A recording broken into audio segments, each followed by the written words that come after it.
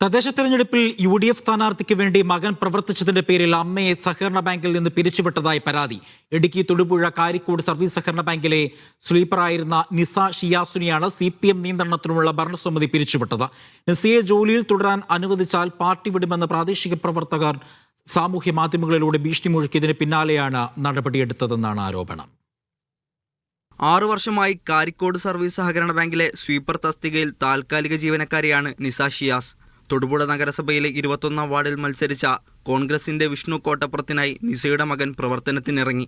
ഇതാണ് പിരിച്ചുവിടാൻ കാരണമെന്നാണ് നിസയുടെ ആരോപണം. ഈ ഇലക്ഷൻ പ്രമാണിച്ച് എൻ്റെ 15 വയസ്സ് ഉള്ള മകൻ എതിർ പാർട്ടിയായിട്ട് പ്രവർത്തിക്കാൻ ഇറങ്ങിയതുകൊണ്ട് അതിന് ചൊല്ലി ഒരു തവണ എന്നോട് അവർ പറഞ്ഞായിരുന്നു. അപ്പം ഞാൻ അവനെ വന്ന് നിയന്ത്രിക്കുകയും ചെയ്തായിരുന്നു.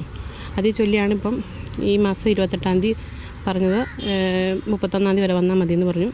ജോലിയിൽ നിന്ന് പിരിഞ്ഞു പോകണമെന്നാവശ്യപ്പെട്ടതോടെ നിസ നേതൃത്വത്തെ സമീപിച്ചെങ്കിലും ഫലമുണ്ടായില്ല. ഏരിയ സെക്രട്ടറിനെ പോയി കണ്ടു കഴിഞ്ഞതിന് ശേഷമാണ് വീണ്ടും 1-ാം തീയതി തൊട്ട് ചെന്നോളാൻ പറഞ്ഞ് പ്രസിഡൻറ്റിനെ വിളിച്ചു പറഞ്ഞു നാളെ തൊട്ട് ജോലിക്ക് കയറിക്കുമെന്ന് പറഞ്ഞു. അങ്ങനെ അതും പ്രകാരം കയറിയപ്പോൾ ഇന്നാണ് പറയണത് 1-ാം തീയതി ഇനി മുന്നോട്ട് വരണ്ടെന്നാണ് പാർട്ടി തീരുമാനം എന്ന് പറഞ്ഞു. ഭർത്താവ് മരിച്ച നിസയുടെ ഉപജീവന മാർഗമായിരുന്നു ബാങ്കിലെ ജോലി. എന്നാൽ ജോലി തൃപ്തികരമല്ലാത്തതിനാൽ മറ്റൊരാളെ നിയമിക്കാൻ തീരുമാനിച്ചതിനാലാണ് നിസയെ പിരിച്ചുവിട്ടതെന്നാണ് ബാങ്ക് ഭരണസമിതിയുടെ വിശദീകരണം. മീഡിയ 1 ഇടുക്കി.